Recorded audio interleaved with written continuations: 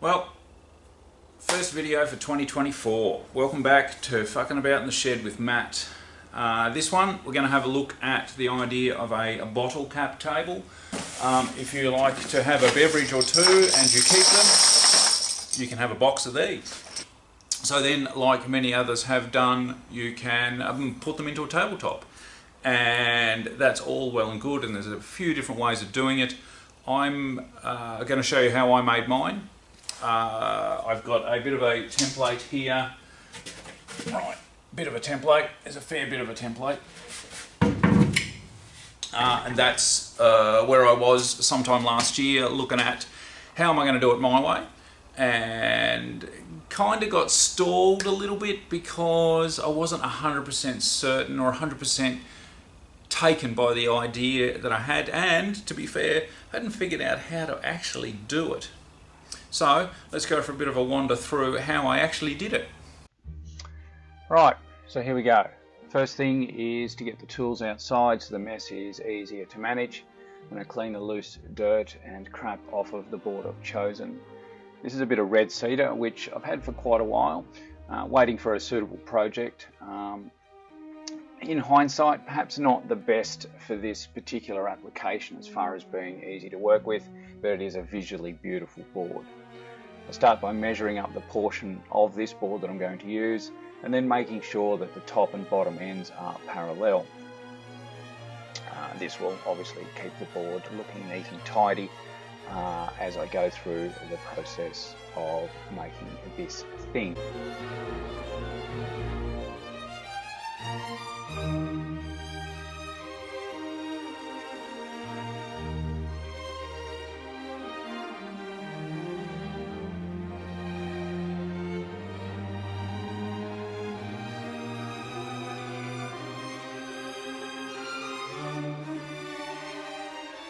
Here what I'm doing is setting up a little fence made out of form ply for the circular saw to cut to the ends. Because it's a live edge board, it's a lot easier to do this than trying to keep it square on a table saw. I do have a rail saw, which would have been perfect for this, but I haven't got it set up properly yet.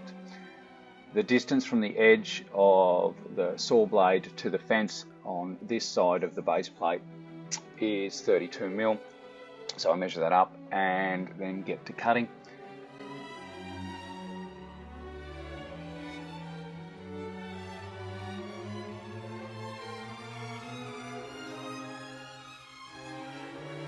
I use compressed air to get rid of all of the dust.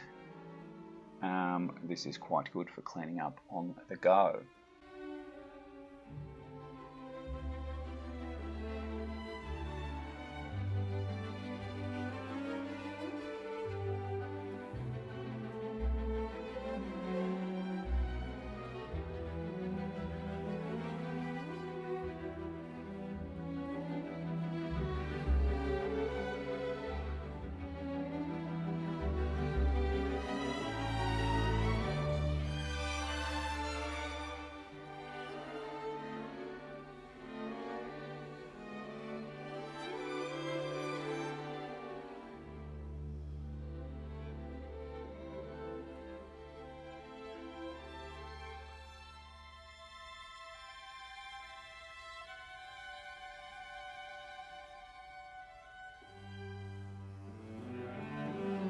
Here's the freshly cut board next to the original template I made last year. We're about 1.6 meters long.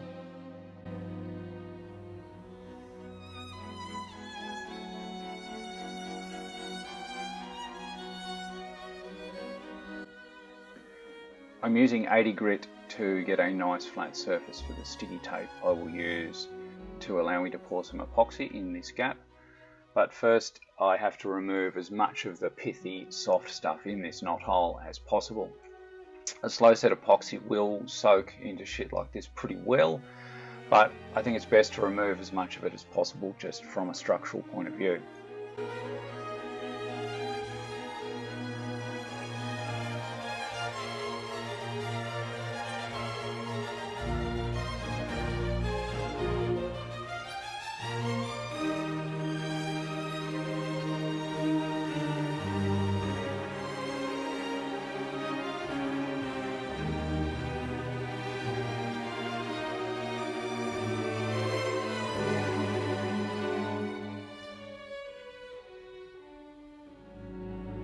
brass wire wheel on the grinder makes pretty short work of this.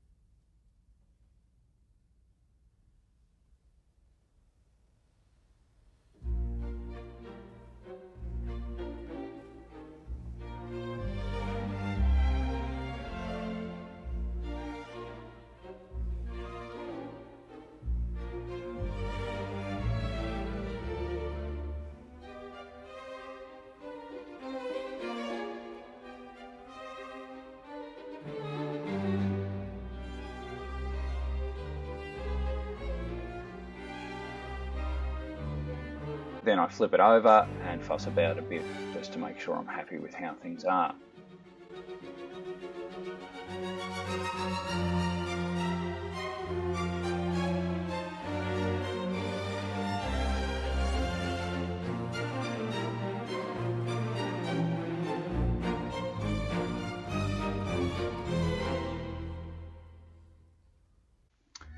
Then it's time to tape it up. This will hold the epoxy in place without it running away because it basically behaves like water and will find any little exit that is available. It's really important to get all the dust out of the timber so the tape sticks properly. Compressed air is perfect for this. Second layer of tape crosses over, and this is a pretty good idea. You can use too much tape and it won't really matter because tape's cheap. Good epoxy is not. I'm using oak-filled clear deep pour. Over the past few years I've had fairly consistent results from this brand, and they offer great customer service. Deep pour has a long cure time, which means it will soak in and stabilise well. It will also release bubbles pretty good.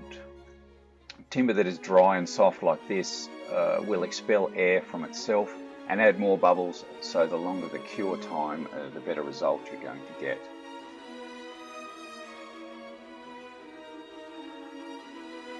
It's important to mix until it's clear and that there is absolutely no streaks in it.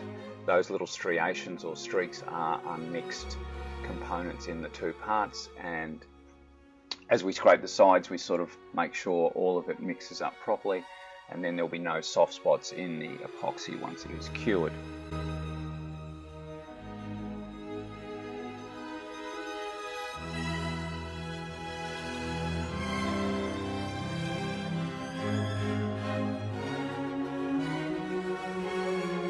Some nice black pearl powder. This will give a bit of a sparkle, and this is a nice product. This epoxy needs about 2 weeks to cure fully before machining or sanding. I've tried being impatient and rushing it, and it's not a good idea.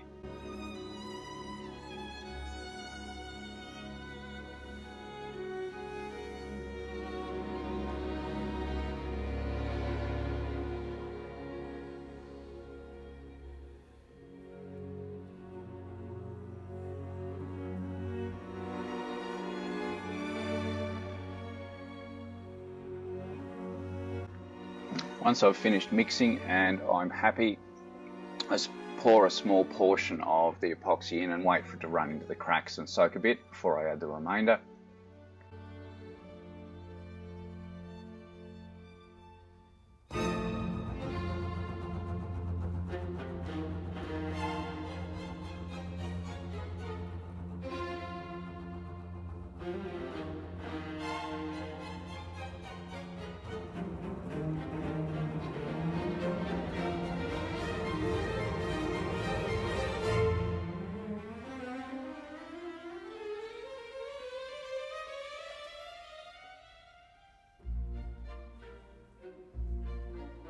a minute you'll see why I'm doing this little top-up pour, but first here's a tip for easily measuring small volumes of epoxy.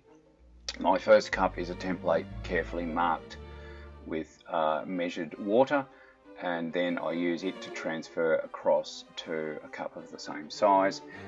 This means I've got pretty accurate measurements on a consistent basis.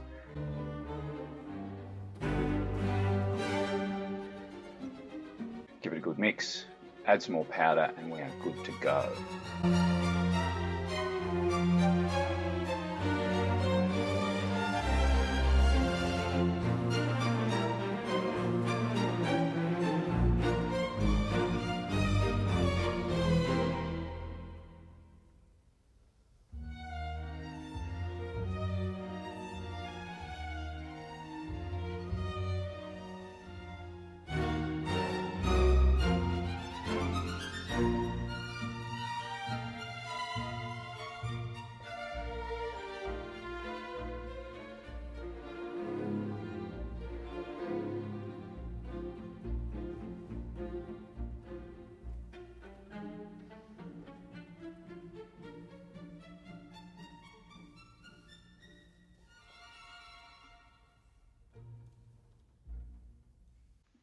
This second pour is with 5-day epoxy, so we will still be around the 2-week mark for machining and sanding.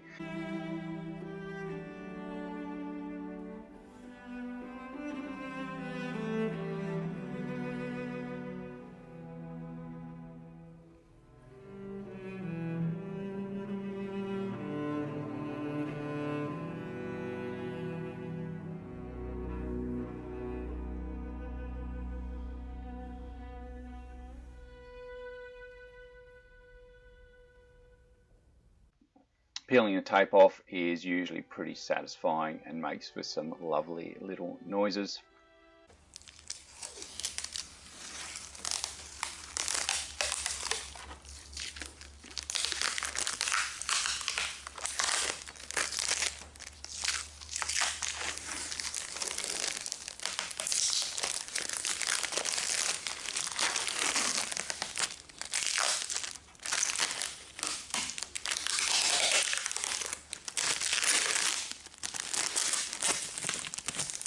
This is a good quality packing tape. It's pretty reliable. I have used other products. Some of them might seal a little bit better, but they tend to leave a heap of residue, which then clogs up the sanding discs. It's a bit of a pain to get rid of. Cheaper stuff doesn't stick properly and it usually leaks. A little bit of CNC footage here of it being leveled out. It's a pretty easy way to get things level when your machine works properly. Mine's not been quite right, and it really needs some attention, but that's a job for another day. Quick fly over to see what we're working with.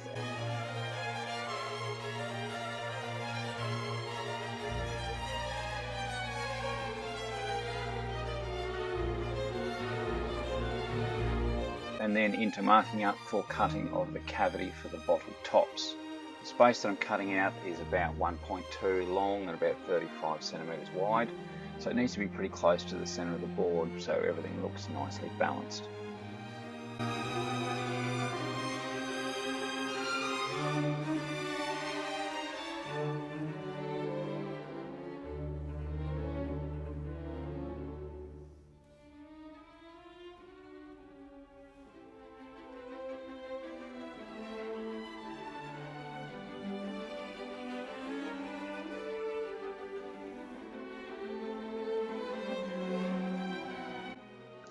What I'm doing here is pre-drilling some holes in a form ply backing. This will help hold the board in the CNC and then it'll make it easier to clamp to the deck of the machine without having the clamps get in the way of the cutter.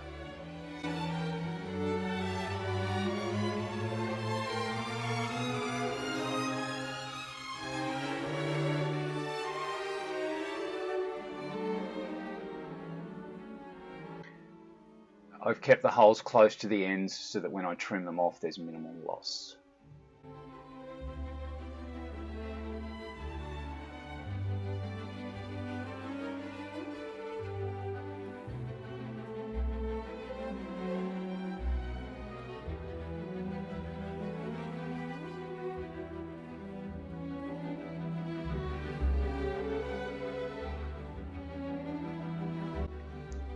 Here I'm using easel from Inventables to create the G-code for the cavity cut. My machine is pretty big with a functional area over a metre each way, but cannot do the full length of this job in one pass. So it is split into two separate files or tiles, and then all I have to do is move the board, making sure it's lined up properly.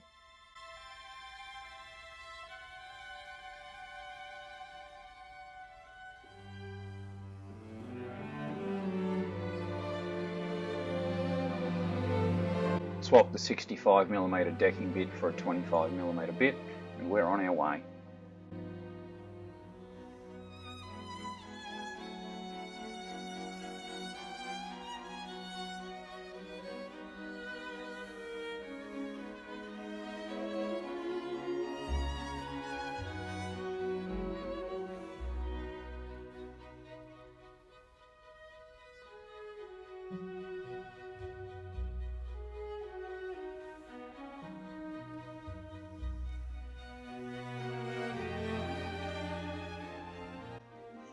As you can see, the smooth surface of the form ply makes sliding the timber onto the CNC frame pretty easy.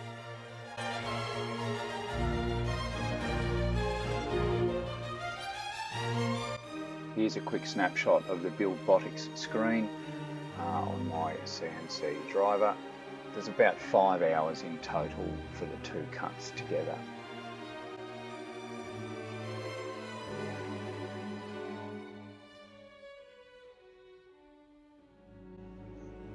Some more CNC snippets.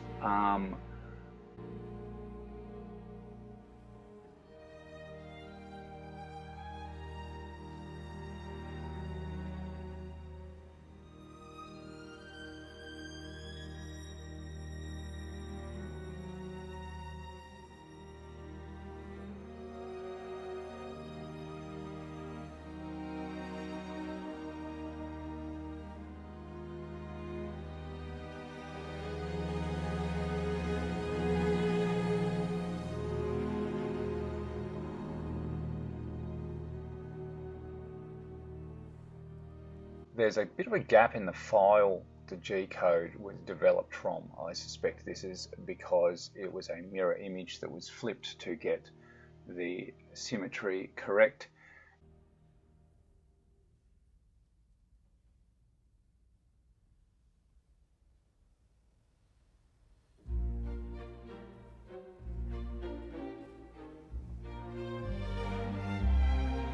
It's easy enough to sort this out with a chisel.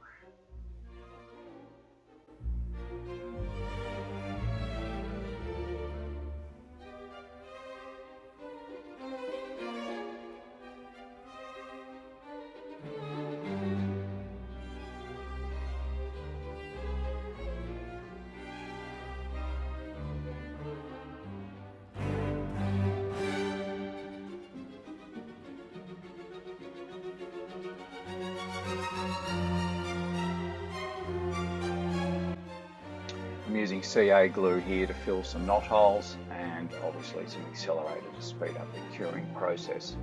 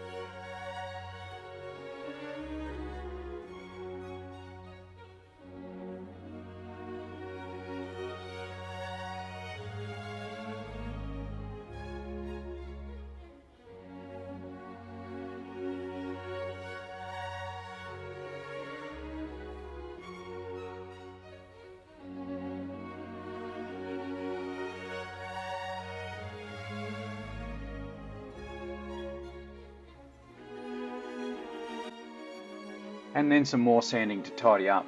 I do as much as I can with my machines, but ultimately some of it has to be done by hand. And I'm using a soft edge block here that confirms.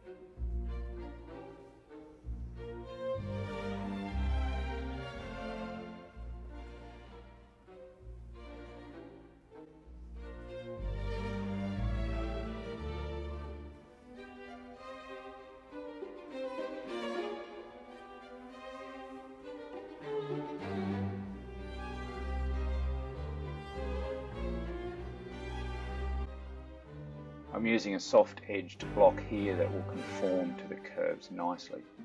Red cedar seems to make a lot of fluffy and annoying bits, certainly more than I've had with other timbers that I work with.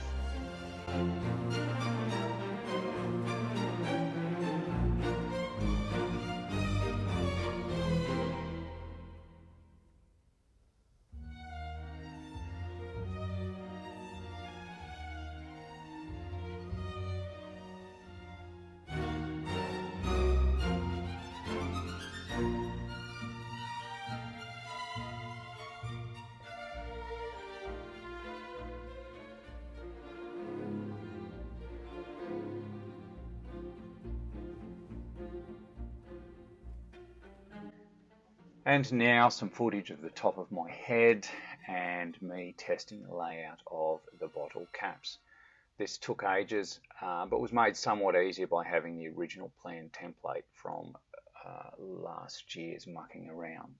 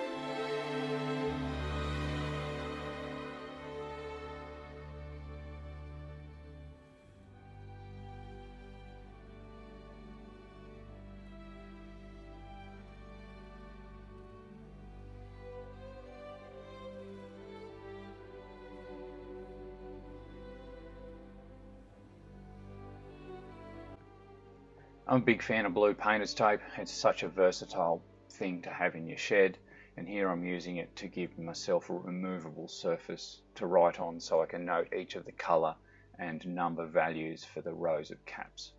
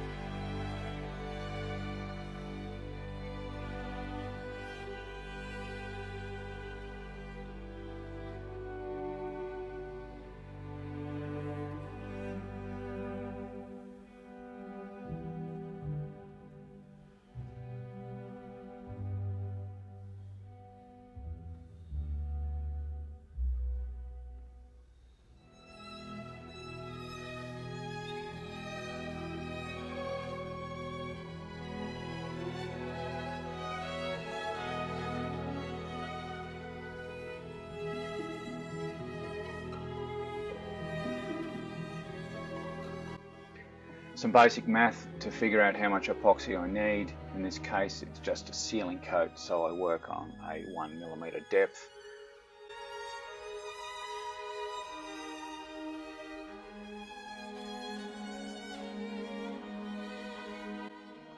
Here I'm marking the jug increments just to make it easy to see where I'm pouring my two different values in for mixing the epoxy.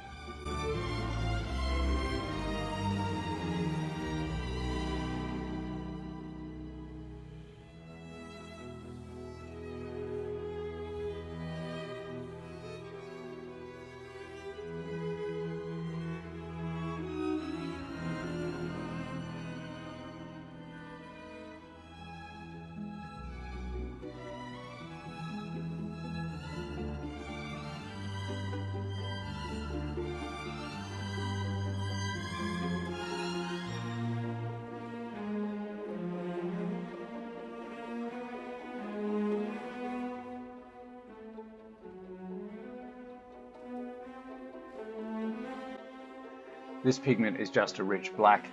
There's no need for any sparkly bits here because it will ultimately be covered with the bottle caps.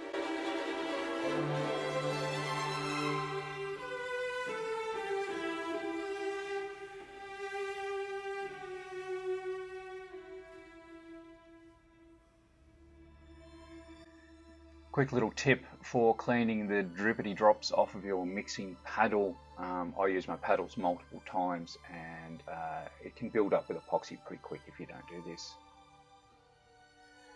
A brush is helpful for spreading and working the epoxy into the sides.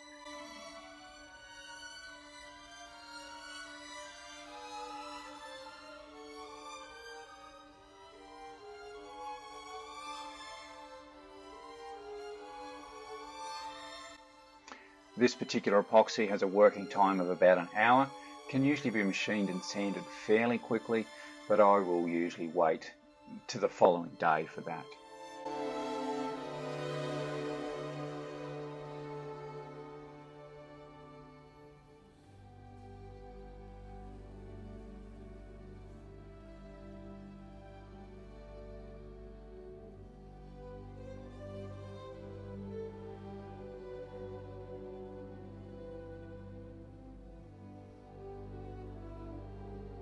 And then of course the obligatory flame to sort out any bubbles.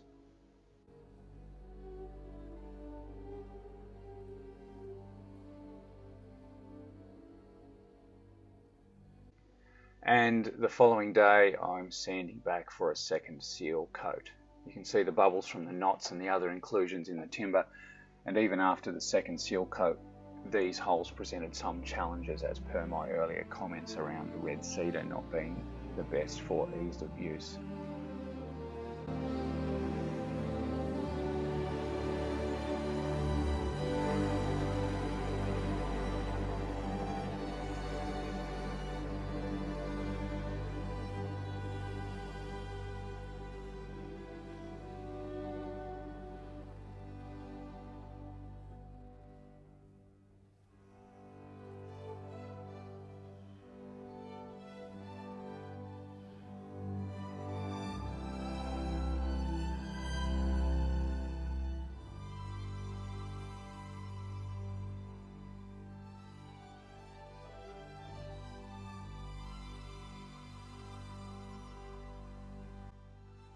Also note that I use a tack cloth as often as possible. This makes a huge difference to the cleanliness and picks up a heap of stuff left behind by both the air compressor and the vacuum cleaner.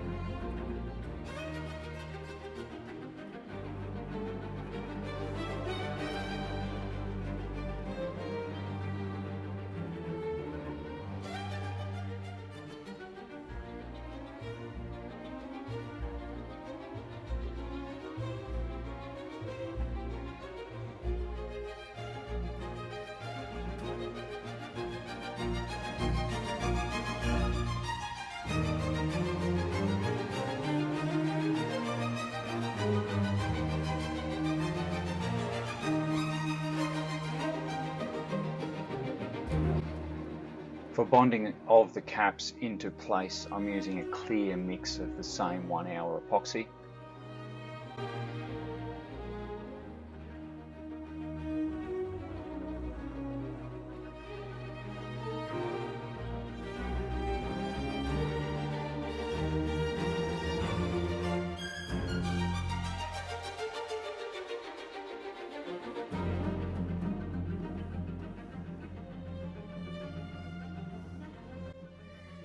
Putting the caps in is both tedious but also a little therapeutic.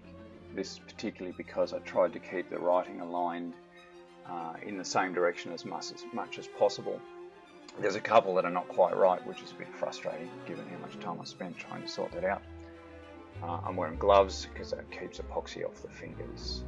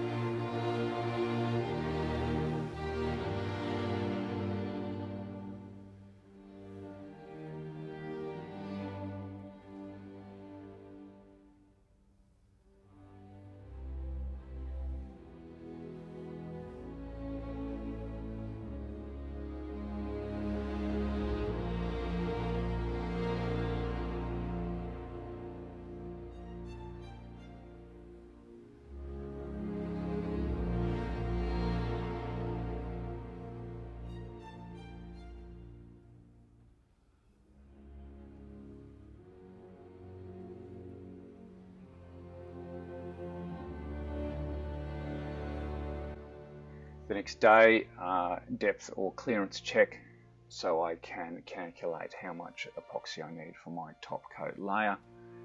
Then I remove the blue tape from earlier to make space for some clear tape. The clear tape will allow me to use some hot glue to make a small bath to hold the top coat pour in place.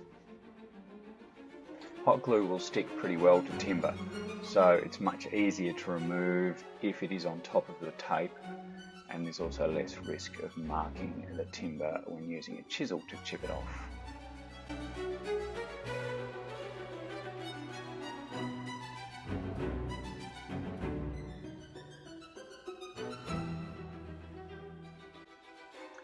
You will have likely noticed my bandaged hand. Instagram followers will know this is from when an avocado attacked me just before Christmas last year.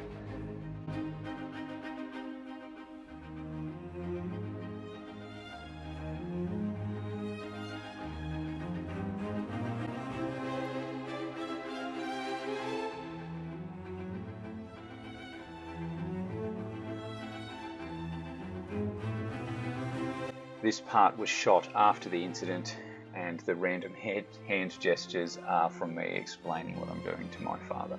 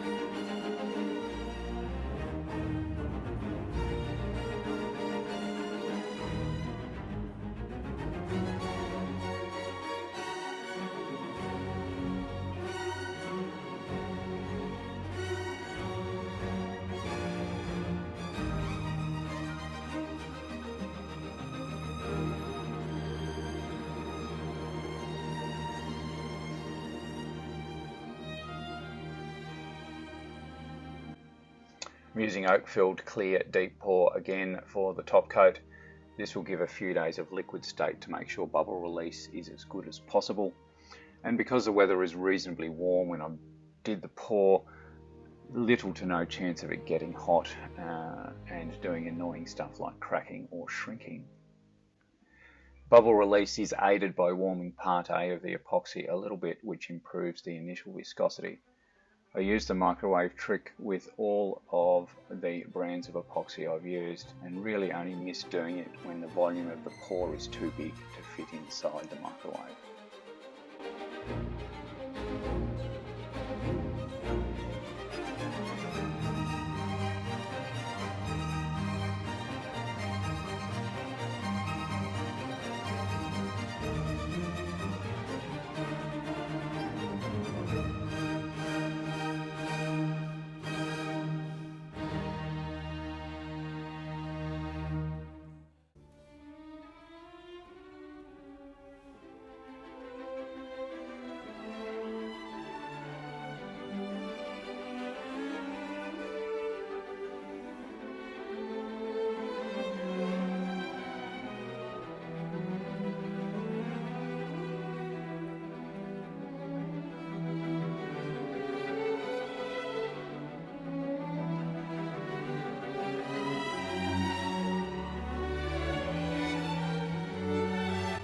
Pretty important that the piece is level for each pour, so a bit of time and some paddle pop sticks in appropriate places sorts that out.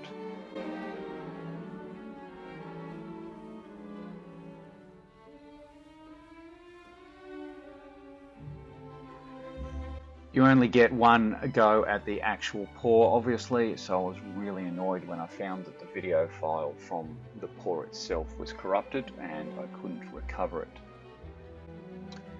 Then a bit of a top up because it was a bit low and I wasn't as generous as usual with my additional volume. Typically I make about 20% more than I calculate, but because this was a sealed cavity I didn't allow for any soak.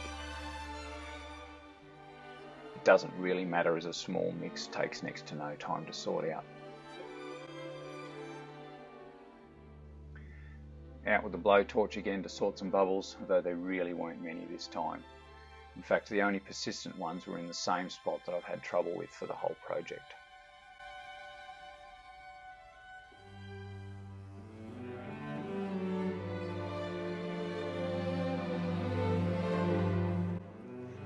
Then a makeshift cover to prevent any dust from the rest of the shed getting into this part. I make most of my mess outside and use this extraction or vacuum wherever I can, but this precaution is worth the effort.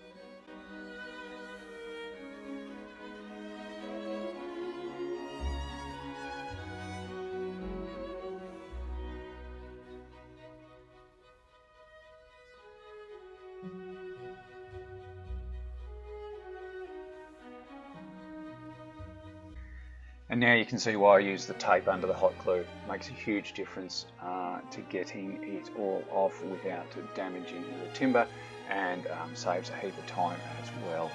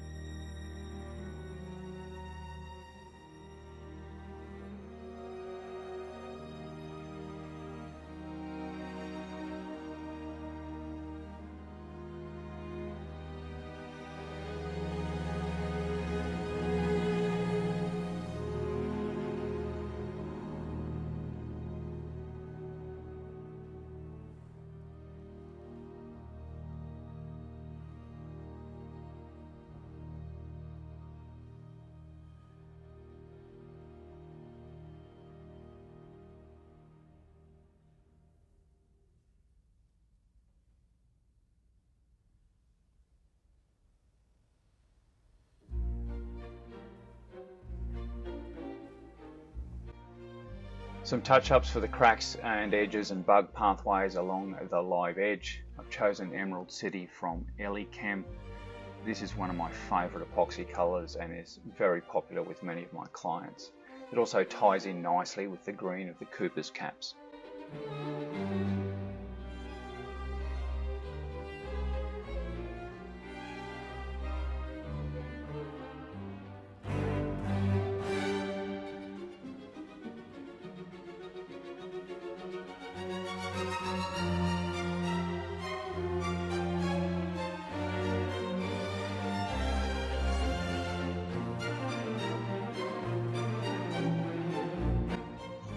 Some new cutters for the 65mm decking bit. This will help get a nicer finish when I'm tidying up the epoxy and help with the issues I've been avoid fixing on the CNC.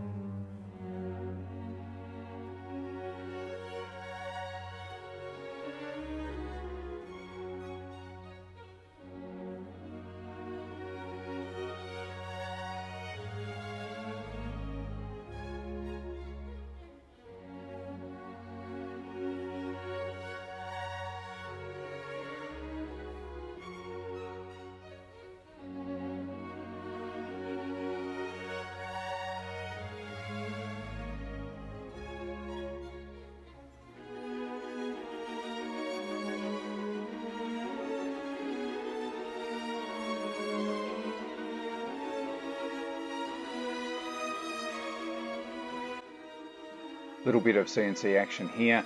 I'm controlling this directly rather than using G-code as I want to take the minimum amount off and my router sled isn't really big enough for this job.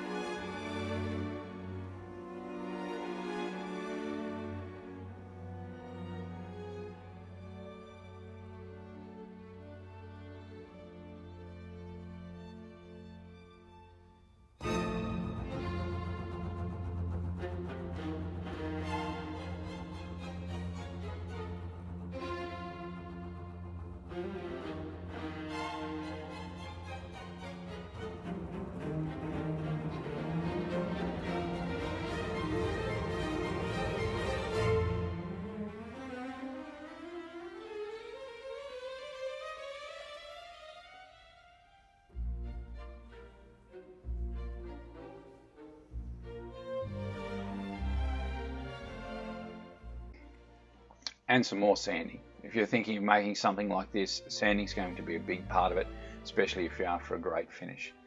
Quality discs and good quality machinery are also a big help. I use Merca or Diablo products preferentially because they're consistent and reliable. They also seem to last for a long time, so offer excellent value.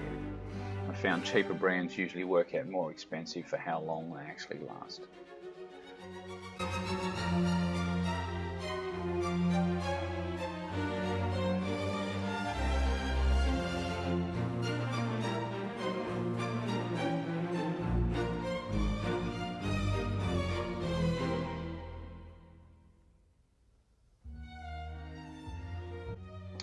A little bit more tidying up on the edge bits. The sanding revealed more than I expected, so back to touching up.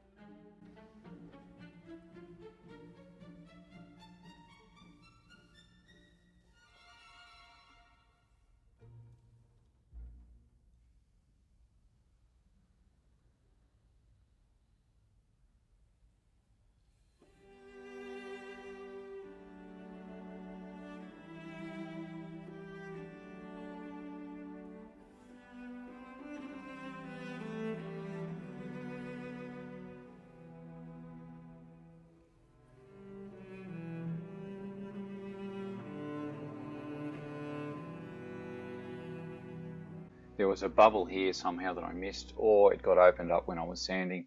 A syringe is an easy way to insert epoxy into a space like this. However, a smaller nozzle or actually a needle on the end would have been helpful here.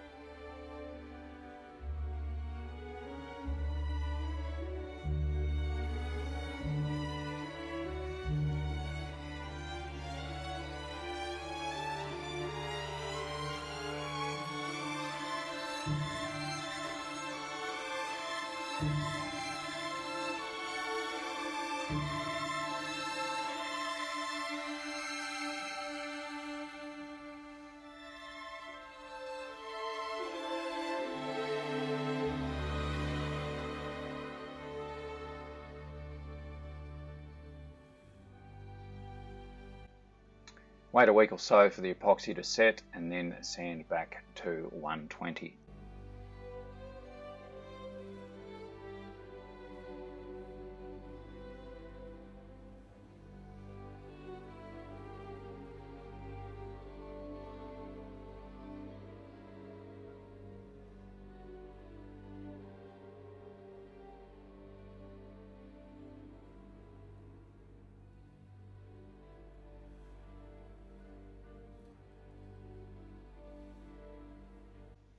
Now we take the backing board off, and then I tidy the underside, which up until now has had very little attention.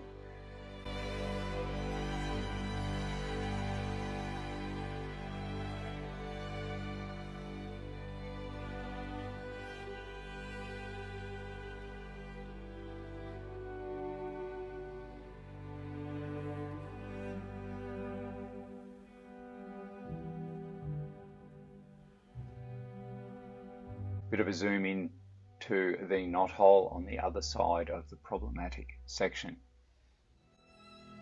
Tidy the live edges of the epoxy and a few lumps and bumps and features. I would normally leave these things, but for a coffee table application, making it smooth will feel nicer when in use.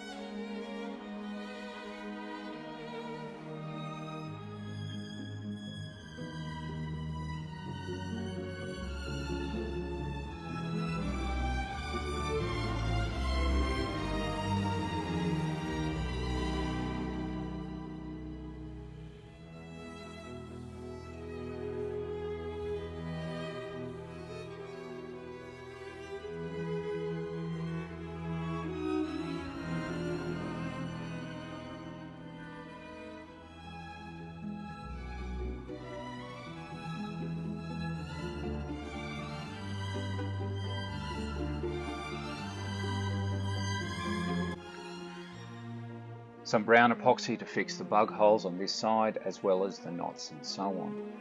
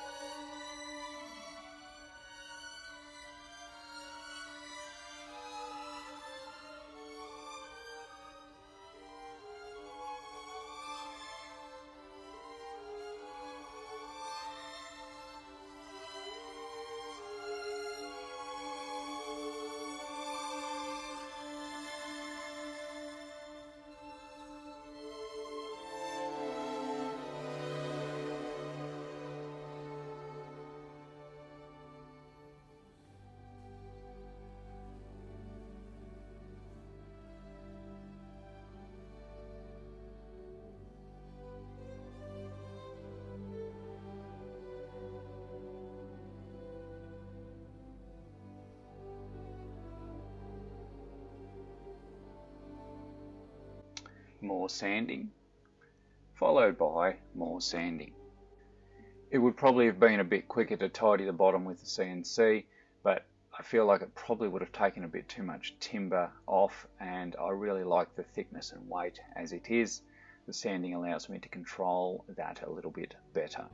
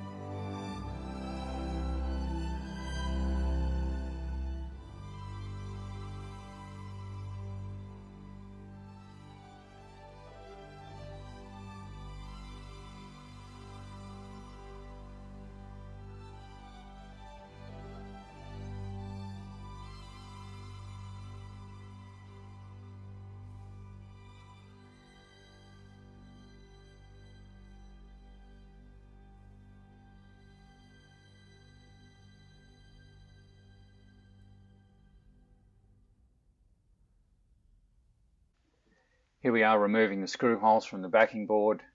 A soft curve along the top and bottom edges achieves this.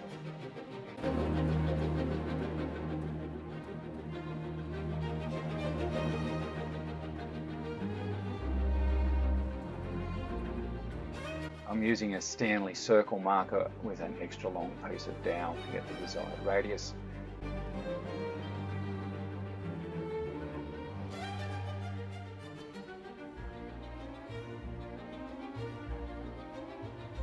And some blue tape to the rescue so everything stays together.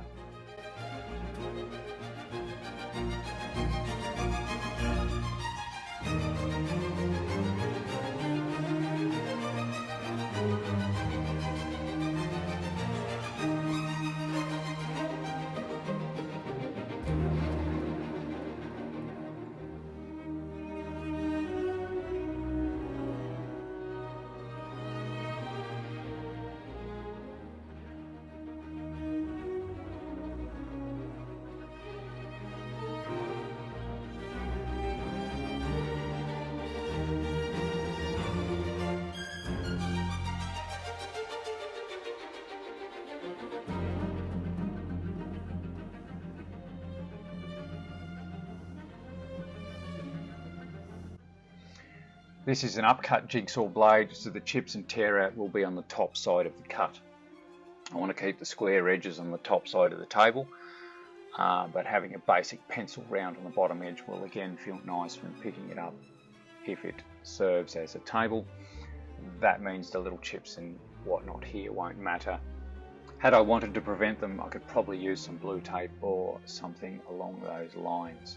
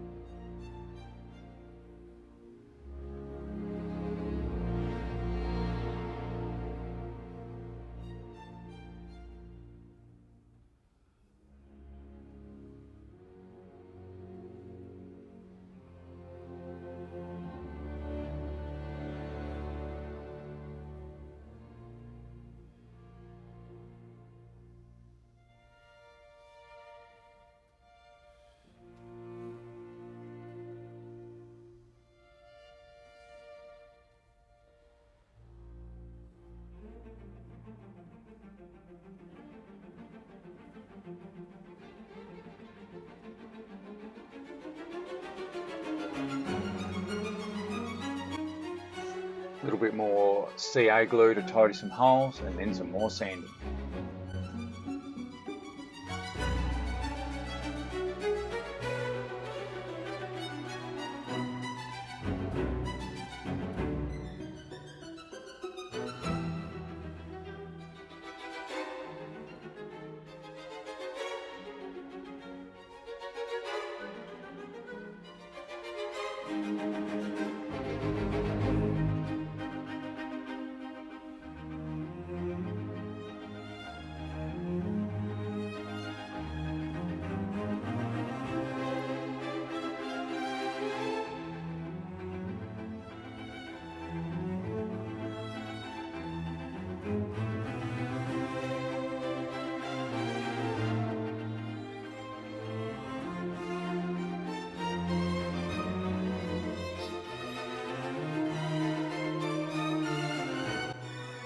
You will note the rocking action as I make the rounded bottom edge. Even after using a router to make a pencil round, this action keeps that nice and smooth. If you move back and forth in a straight motion along the edge, this will cause facets to form and it won't have a nice soft curve.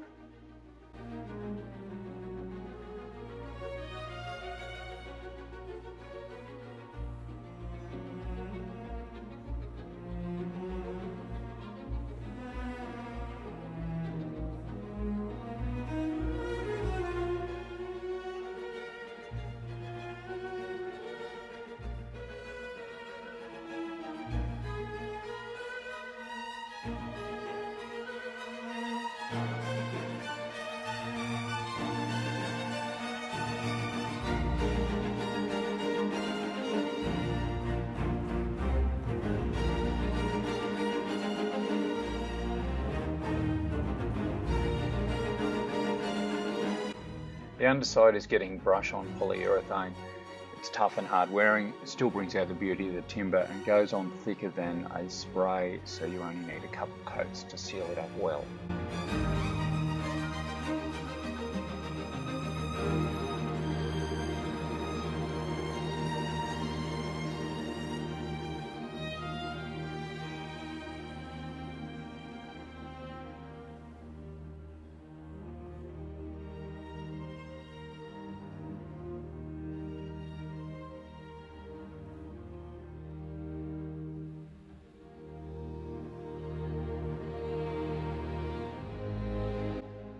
.240 grit to cut it back at a slower setting on the sander so the next coat sticks properly.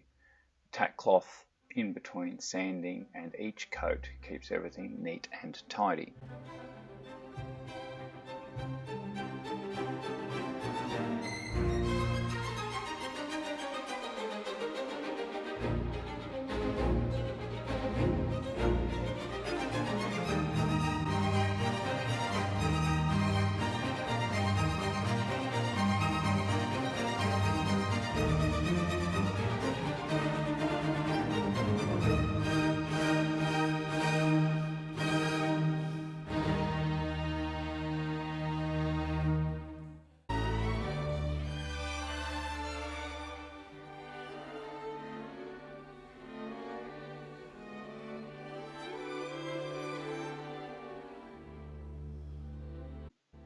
In preparation for finish, the top is sanded to 240 on the timber and 320 on the epoxy for a nice clear look.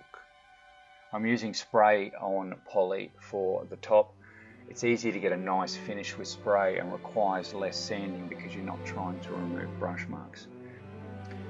However, it does mean you need to do more coats. In this case, a total of 3 using satin and then the last 2 in ultra gloss. I really like the Bondel ultra gloss finish. It's a bit of a bugger to take pictures of because of the way light reflects off of it, but it's really nice.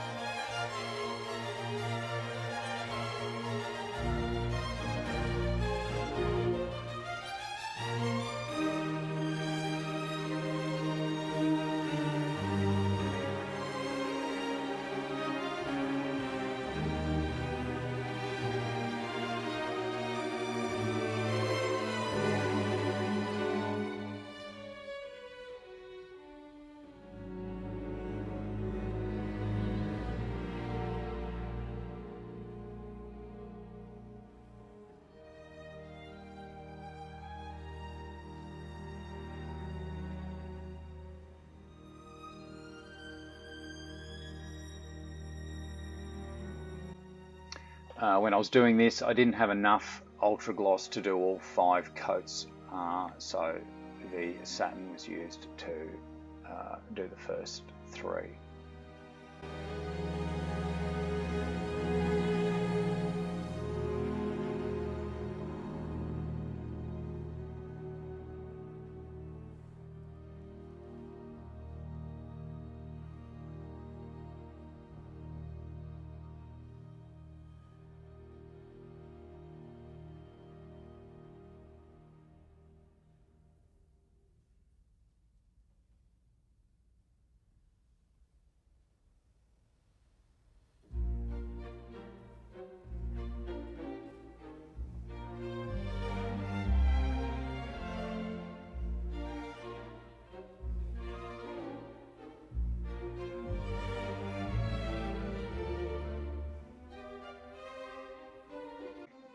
In total, there's about 25 hours work to get this to the current state. A little over 6 weeks from when I started, and well over $500 in materials and consumables. And that doesn't count the beer caps. At $2 a stubby and close to 450 caps, that's probably a bit rude. And anyway, I got to enjoy the beers. The caps were just a bonus.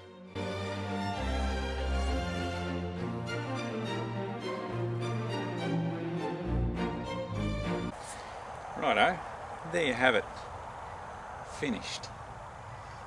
Still too big for the frame of the camera, just around there so you can have a bit of a look.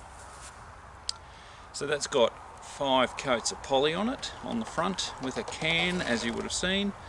Come up really nice. Can be a coffee table, can be some wall art. Maybe I'll make some legs for it, don't know yet. Meantime, thanks for watching. Chuck me a like and a subscribe, that would be awesome. I really hope this has helped you. Otherwise, have yourself a fabulous day.